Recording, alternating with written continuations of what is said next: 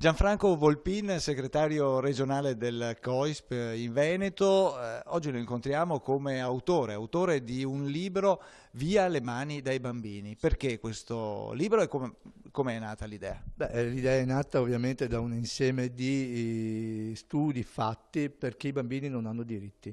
I bambini sia nel mondo sia anche qui in Italia non hanno diritti, mancano, perché tante volte noi ci rendiamo conto che sembra che abbiano tutto, invece non è così. All'interno del libro che, come ha citato lei, i diritti e via le mani dei bambini, è casa editrice I15, lo si trova in edicola in tutte le edicole Padova e provincia e parliamo appunto di diritti, questo, quelli che mancano. All'interno di questo libro noi troviamo vari argomenti, da quello che è la fame nel mondo, da quello che è l'accattonaggio, da quello che è il traffico di organi, fino ad arrivare alle tematiche, quelle più attuali, che sono quelle della rete telematica, attraverso il bullismo, cyberbullismo, la cyberpedofilia e il cybersesso. Queste sono le tematiche all'interno. All'interno diamo anche dei consigli, diamo delle regole, appunto perché questo libro possa poter dare uno slancio anche alle famiglie e anche ovviamente a chi lo vuole leggere. È un libro che dà veramente molto. Voglio ricordare che tutti i proventi dell'autore, questo è molto importante,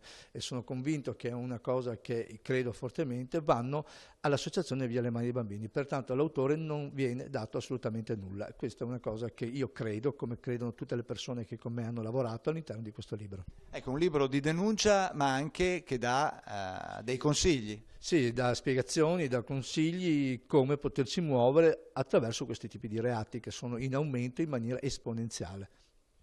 Quindi è un libro per tutti, dagli educatori ai genitori soprattutto. Sicuramente sì, io lo consiglio a chiunque, vorrei dire ai genitori anche, a parte che siamo tutti genitori prima di tutto, però dobbiamo leggerlo perché da qui noi partiamo con degli spunti, perché oggi i ragazzini hanno tutto, come dicevamo sempre, dobbiamo dare regole, secondo me questa è la parte principale e un'altra cosa, dobbiamo riuscire con loro a parlare, a comunicare quello che oggi noi non facciamo ed è per questo che all'interno di questo mio libro ci sono delle tematiche che vanno anche a spiegare l'evoluzione di questa rete e quali sono questi bambini.